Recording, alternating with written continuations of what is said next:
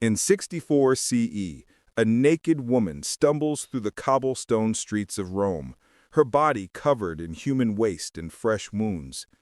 The crowd of thousands roars with bloodlust as she's dragged by chains toward the Colosseum.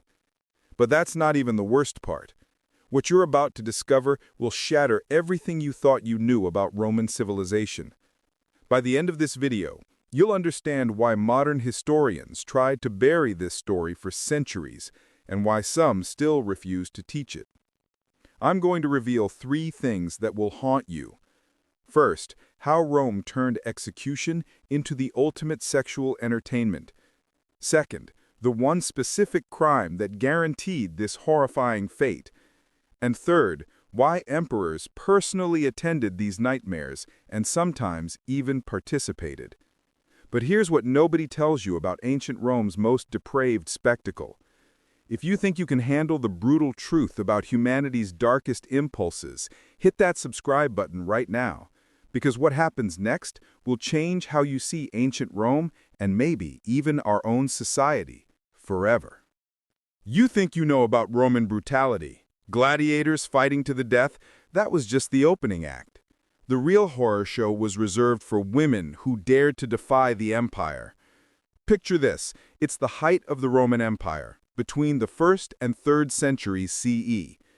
Rome controls half the known world, built magnificent architecture, created legal systems we still use today. This was supposed to be the pinnacle of civilization. But beneath the marble statues and grand speeches about honor, Rome had perfected something far more sinister than simple execution. They had weaponized sexual humiliation as the ultimate form of state terror. You see, for Romans, death wasn't enough.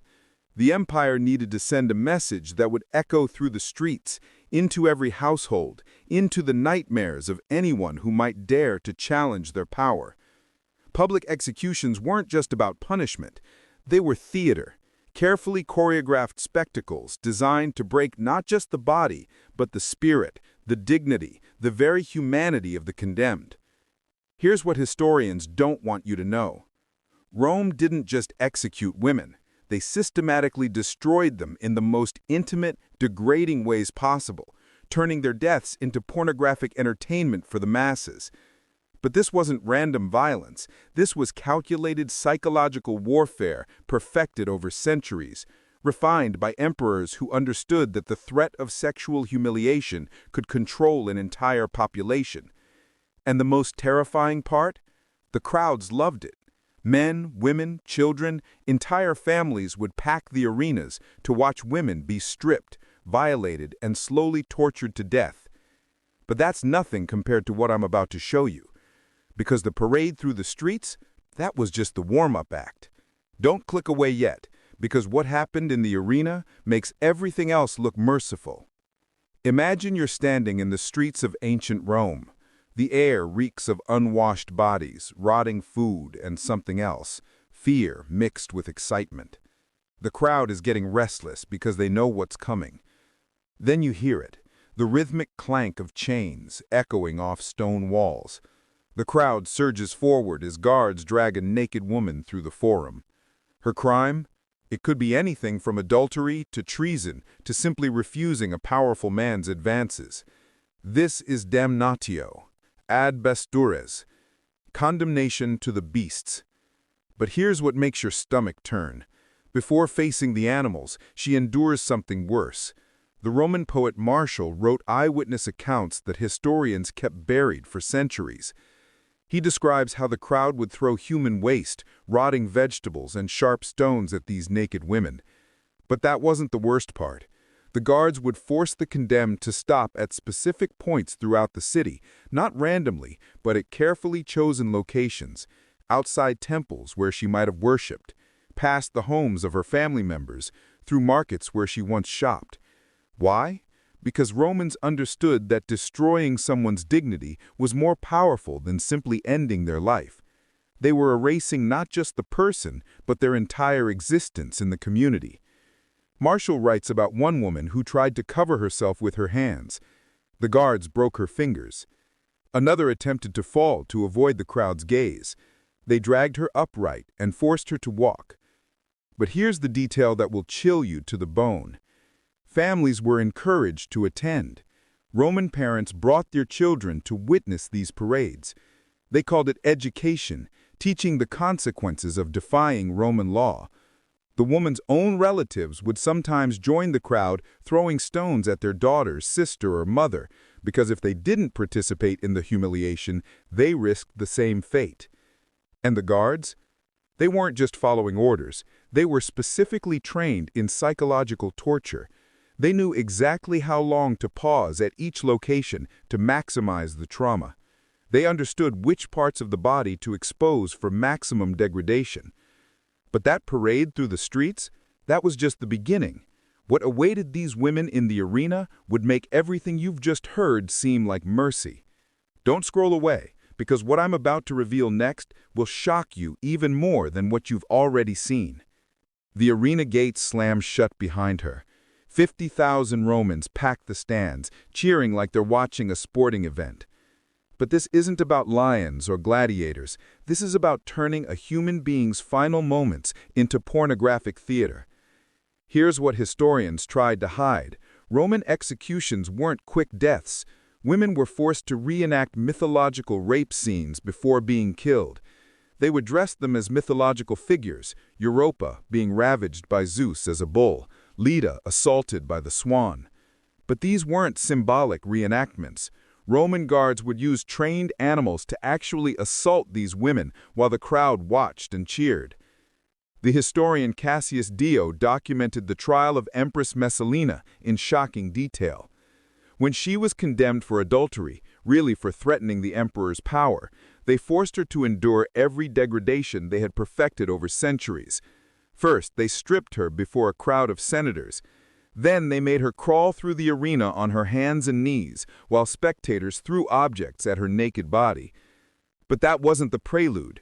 Here's the part that makes your blood run cold. They had a specific term for this torture, supplica. It wasn't just execution, it was the systematic destruction of a person's humanity before killing them. They would bring in animals trained specifically for sexual violence, bears, bulls, horses, all conditioned to assault human beings while crowds of families watched and ate snacks. But here's what nobody tells you about the crowd's reaction. They weren't just passive observers. The audience would vote on which torments to inflict next. Thumbs up for more humiliation, thumbs down for a quick death, which rarely came. Roman mothers would point out specific techniques to their daughters, explaining how to avoid the same fate. Roman fathers would describe the women's screams to their sons as lessons in power and control. The emperor's box provided the best view for a reason.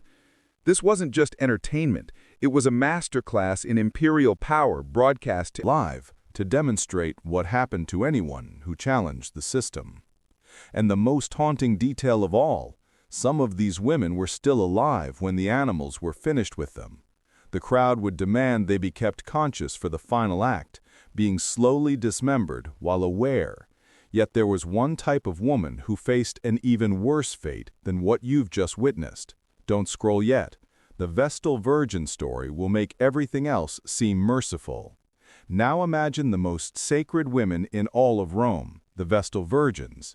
These priestesses maintained the eternal flame that supposedly kept the empire alive. They were untouchable, revered, more powerful than senators, until they weren't.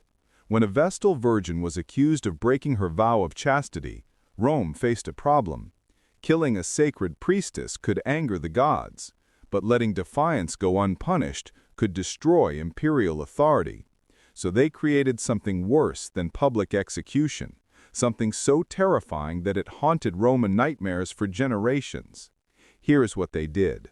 First, they stripped the Vestal Virgin naked in front of the entire Roman Senate, not quickly, slowly, ceremonially, while senators debated her fate. She stood there, exposed and shivering for hours. But that was just the beginning. The historian Pliny the Younger documented what happened to Vestals under Emperor Domitian in letters that were hidden for centuries. He describes how they would beat these sacred women with rods until their skin split open, all while keeping them conscious. Then came the most horrifying part. They would bury them alive, but not just any burial. They would lower the Vestal into an underground chamber with just enough air to keep her conscious for days. They would leave her a small lamp, some bread and water. Not enough to live, just enough to prolong the agony. The chamber walls were lined with broken pottery, so if she tried to scratch her way out, she would shred her fingers to bone.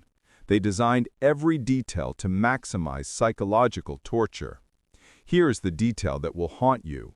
They could hear her screams from above ground for days, sometimes weeks, and Romans would bring their families to listen, calling it a religious ceremony. Pliny writes about one Vestal who survived for 18 days underground. 18 days of complete darkness, slowly starving, listening to her own voice echo off stone walls. But the most twisted part, if she somehow survived the ordeal, they would declare it divine intervention, and then execute her anyway for corrupting the sacred ritual with her continued existence. The Emperor Domitian personally designed these chambers. He would visit construction sites to ensure the acoustics carried the screams properly. He called it architectural theology, using sound to demonstrate divine justice. But the most shocking part, emperors made this personal.